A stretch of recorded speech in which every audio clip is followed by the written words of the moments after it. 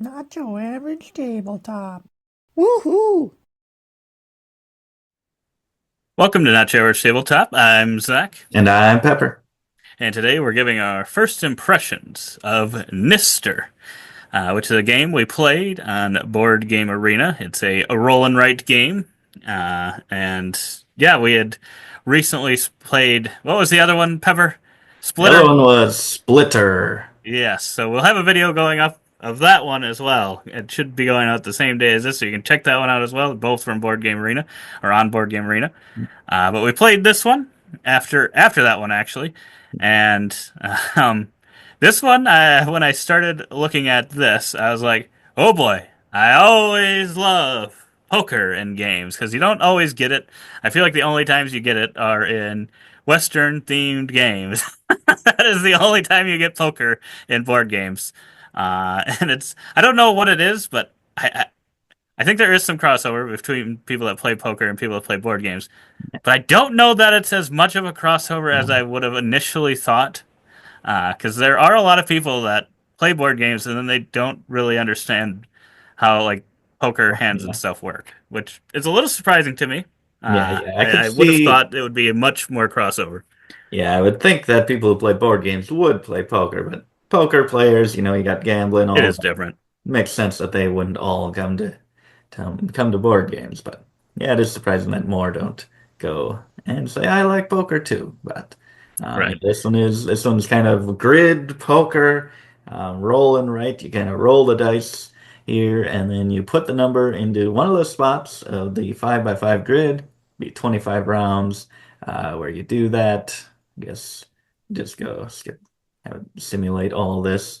Um, and you just keep rolling the dice. You keep doing that, putting in spots, trying to create poker hands, going in every direction. You will score every single line here, and the diagonals will be double points. And you can see on the left side, a pair is 1 point, three of a kind is three, four of a kind is six, five of a kind is 10, two pairs, three, full house, eight. Straight with the seven is eight, and straight without the seven is 12. So this is one where you can maybe just add up a bunch of small amounts to do well, or you could just go big or go home and go for straight without that seven in a diagonal and hope to snag 24 points in one fell swoop. I always like to go for a big diagonal, and I probably should just try to go for something in the middle, but I think I ended up winning. I didn't score on any of my diagonals, but I did get a few full houses in a straight to snag you where you went A pretty lot of well, smalls. getting a little bit in everything.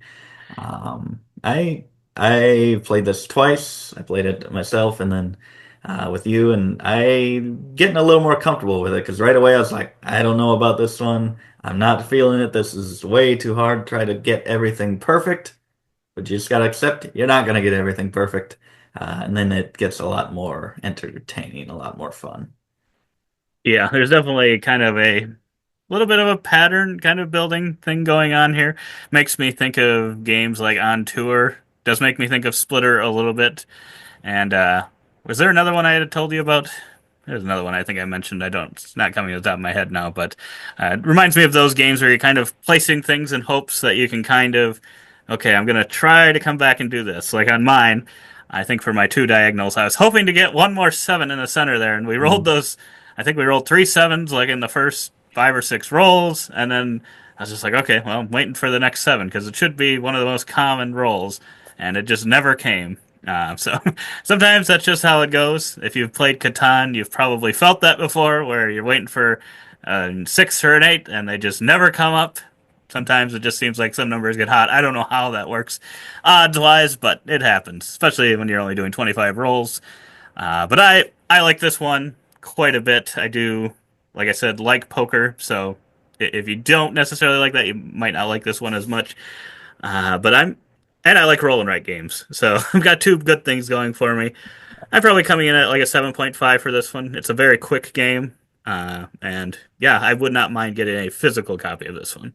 Yeah, yeah, I'm coming in right there, 7 to 8 as well, 7.5. It's pretty enjoyable. I could see it climbing. The more I do it, and the more I Yeah, I think of agree. kind of how I want to do it. But then eventually, once I do the same thing every game, maybe then it'll drop down a little bit. But It's a cool one. Nice, solid, very approachable, quick game. That's true. And if you'd like to see a playthrough, let us know in the comments below. We'd love to do that. It should be a quick one, so yeah, let us know. If you like the video, give us a thumbs up, subscribe for future content, and as always, don't forget to keep on nibbling on our content.